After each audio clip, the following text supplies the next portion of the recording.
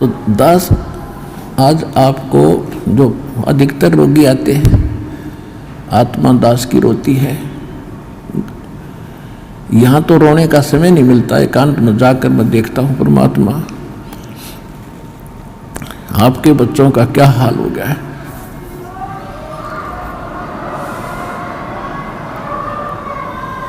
एक एक टूक को तरस रहे हैं, एक एक रोटी के लिए सारा दिन भटकते फिरते, और ऊपर से एक कहर अलग से टूटे हैं इनके ऊपर। किसी को संतान नहीं, वो उसी दुख में सड़ रहा है, जल रहा है। किसी का कैंसर है, किसी को और दोष है, और एक पल का इनको पता नहीं कब क्या हो जाएगा। तो इस कारण से परमात्मा से अर्जी लगाता है दास कि दाता हम तो इसे निकम्मे हैं, और आपको ही मालूम हम कितने कैसे अच्छे होते तो चले जाते। अभी से अच्छे भी आप बनाओगे, दृढ़ता भी आप ही लाओगे, तभी हम आगे बढ़ पाएंगे। फिर भी इतनी उसके बाद भी कोई मर्यादा ठीक नहीं रखता है और अपनी मनमानी करता है, फिर हमारी अर्ज भी फेल और भगवान भी मदद आपकी नहीं करेगी।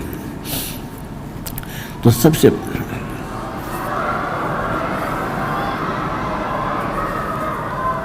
तो कहने का भाव ये है कि जैसे एक भक्त के मतलब अच्छी कितनी इस ज्ञान से कितना फर्क पड़ा। एक भक्त का लड़का कति अपाहिज था और परमात्मा का नाम लिया उसने, वो आता रहा, कुछ राहत मिली उसको।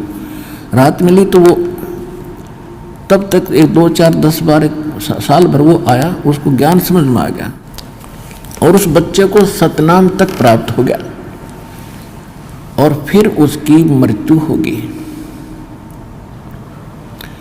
अब उस पिता को कति दुख नहीं था। उसने ये शब्द कहा कि जी आपका बच्चा शरीर छोड़ गया, सतलोक चला गया, वहाँ भी कोई बात ना, या तो आत्मा परमात्मा की है और उसने देखना है कि उस अपनी आत्मा को वो कैसे छुड़वाओगा परमात्मा इस काल के जाल से। तो उन्हें बोला जी कति दुख नहीं बने, घनी खुशी हुई एक मेरा बेटा सतनाम लेकर मर गया। और आप तो कहते हो कि प्रथम नाम से मनुष्य जीवन मिलेगा, और उसके तब भक्ति का बीज दृढ़ हो गया। तो देखो कितना हल्का हो गया। पहले वो कहर हो रहा था वो बच्चा, उसके लिए एक ज्ञान से हल्कापन और फिर समाधान हो गया। और वो ये गारंटीड बात है, 10 महीने में यही सतलोक आश्रम में दिखा दूंगा उस बालक को, दूर नहीं जाएगा।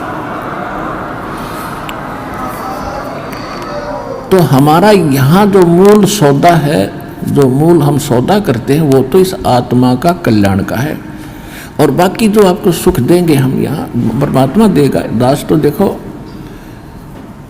परमात्मा ने हमारे इस दास को खूब सतर्क कर रखा है कि अपने ऊपर कभी ना लेना। खुद भगवान ने नहीं ली, परमात्मा की एक वाणी है, सुख देता है दिए जात है, ये दाता दिन रैन, और लोग भरम मोह पे करें ताते नीचे नैन।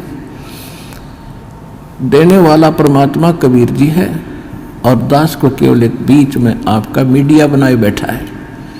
और आपको आप कहते हैं गुरु रामपाल ने ये सो कर दिया, तो उसमें दास के नैन नीचे हो जाते हैं। परमात्मा कहते हैं कि देने वाला दे रहा है और लोग भरम मुझ पे कर रहे हैं ताते नीचे नैन। कहने का भाव ये है, देखो करेगा तो इस दास के माध्यम से। इस दास को ये समझ लो एक सिरिंज है इंजेक्शन लाने वाली, और यह ओके सिरिंज है, बढ़िया नीडल है, इसमें दवाई है भगवान, और लगेगी रामपाल के आशीर्वाद के माध्यम से यह दवाई भगवान वाली जाएगी ऐसे।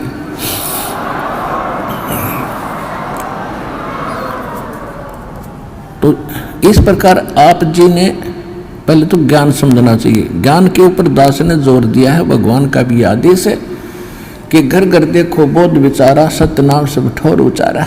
घर घर में ये ज्ञान की चर्चा चलेगी, शुरू होगी।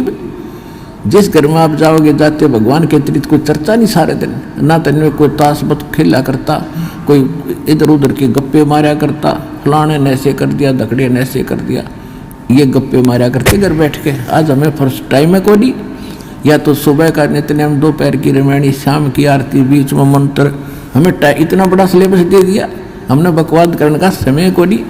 और समय मिलता है तो मालिक की चर्चा ही करते और कराते हैं। कितना अच्छा समय मिल गया।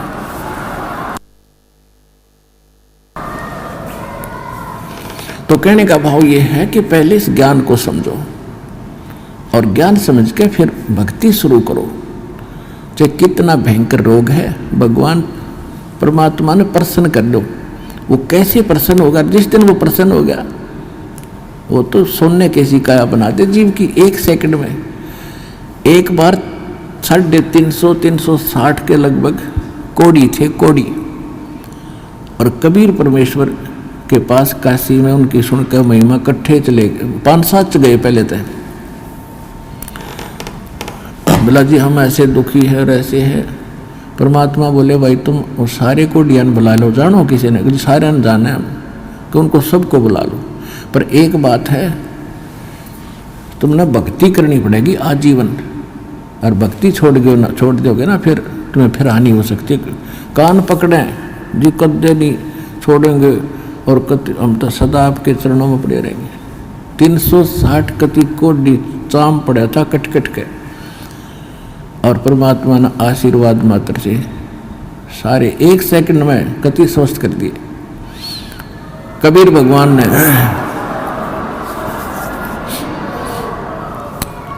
अब वो हो गए स्वस्थ कति। अब जाते उन्हें तक 10-5 दिन तो महीने 2 महीने तो ठीक सी भक्ति करी, फिर हुए बकवाद भागी। कोई कितना किसी कपड़े पहरे अंडर, कोई ब्याह करवा लिया और कि तो कोई फंड कर रहा है, वो भक्ति छोड़ गए। अब परमात्मा ने दास को एक इंस्ट्रक्शन दे रखी है कि परमात्मा करता ऐसे भी सकता है, लेकिन वो करके देख लिया ये बकवादी को ना कब आते। अब उनको सुख भी दे दिया, फिर काल के पाले में जा खड़े हुए। क्या फायदा हुआ? वेस्ट, मालिक की शक्ति खराब गई। लेकिन परमात्मा ने अपनी, वैसे मालिक की पावर तो एंड होता ही नहीं, लेकिन उस समय मालिक ने यह दिखाना था कि भगवान जो काम करा करा वो कबीर जी कर रहे थे। और इससे सिद्ध है कि कबीर इज गॉड। उस प्रमाण के लिए ये भी हमारे लिए सिद्ध होता है कि परमात्मा कबीर जी है। एक बार दास एक गांव में एक भगत के सत्संग करण पाठ करा कर घर में जाकर उनके पड़ोस में एक लड़की के, जवान लड़की, ब्याह रखी हुआ और शादी हुई थी। दोनों गुर्दे फेल हो गए और उनने छोड़ दी। सारे चेक करा ली, कोई राप नहीं। और खाट में पड़ी सोई आ रही, मुंह पर हाथों पर। तो हमारे उस भगत ने उनसे कहा कि आप दीक्षा ले लो। अरे लड़की, इनके आशीर्वाद नाम लेने से राहत मिलेगी तुमने। तो लड़की ने और उसकी माँ ने नाम ले लिया। फिर उनको उस भगत ने सलाह दी कि तुम एक पाठ करा लो घर पे, गुरुजी आते हैं पाठ कर देंगे। हम उनके घर पाठ करने गए तो वह लड़की एक चारपाई पर पड़ी और उठन की हिम्मत नहीं, इन्हों कहती है उठती है नहीं। 6 महीने से खाट पकड़ रखी है। उसको उठा कर भगत और परिवार वाले वहाँ जहाँ दास बैठा था वहाँ ले प्रणाम कराया। मैंने उनसे कहा कि इसको सेवा करवाओ, बर्तन साफ कराओ। भगत गए हुए थे 20-30 जैसे सत्संग जाते थे हम पाठ करा, तो खाना खुना बनाते थे वहाँ। इनका बर्तन साफ कराओ। उनके घर वाले सोचने लगे भाई कैसे बर्तन साफ करेगी। भगत बोले जो कहा है तुम ऐसे करो, इसको बैठाओ पिड्डे पे। वो बैठा दी, 2 घंटे बर्तन साफ करे और अपने आप उठ के चल पड़ी। अब वो कति स्वस्थ होगी, पूरे परिवार ने नाम ले लिया। और 1 साल के बाद सब छोड़ गए और वो अपने ससुराल चली गई। आज तक जात नहीं बुझी रामपाल की। ऐसे कृत गनी भी हम। तो अब परमात्मा ने हमें भी दिखाया है कि इतना जल्दी ना करे, करना तो है लेकिन ये टिक जाएंगे जब सारा ठीक कर देंगे। तो इसलिए परमात्मा ने उनको आशीर्वाद से कोड भी ठीक कर दिया। फिर काल की बकवादों में तो इसे हम पसंद नहीं करते। हम चाहते हैं कि आपके अंदर भक्ति बनी रहे और धीरे धीरे आपका यो रोग ठीक हो, तब तक आप ज्ञान समझ जाओ।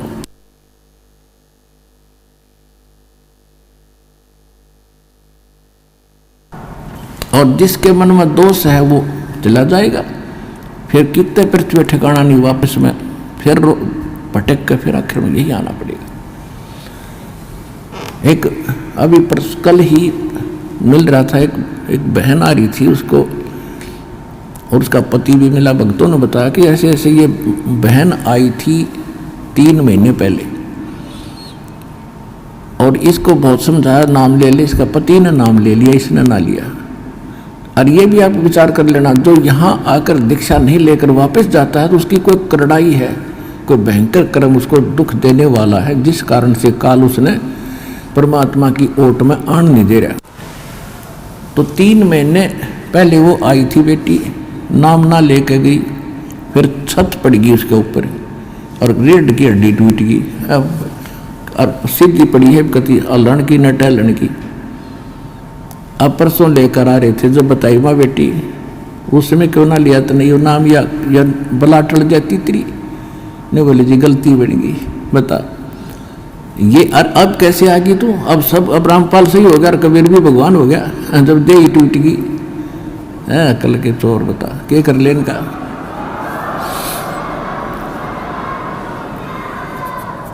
दुख में सुमरण सब करे, सुख में करे ना कोई। जय सुख में सुमरण करे तो दुख काहे को होवे। संत शरण में आने से आई टले बला, जय मस्तक में सूली हो वो कट्टे में टल जा।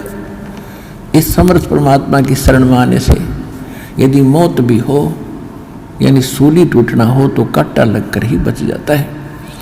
अब जो प्रसंग चल रहा है पुण्यात्माओं के दास, जैसे यहाँ सुनता है, कई भक्त आते हैं, ये ऐसे तो घने मिलते समय ने बोला जी कति घना ठीक हो गया, थोड़ी सी कसर रह रही है।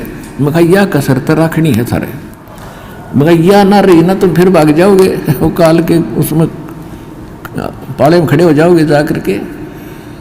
ऐसा नहीं, परमात्मा इतना दुख नहीं देने देगा आपको कि आपकी जान चली जाए। तो इसलिए परमात्मा भी कहते हैं, हमें संकेत करते हैं, सुख के माथे सिला पड़ो जो नाम हृदय से जावे, और बलिहारी उस दुख के जो पल पल नाम रटावे।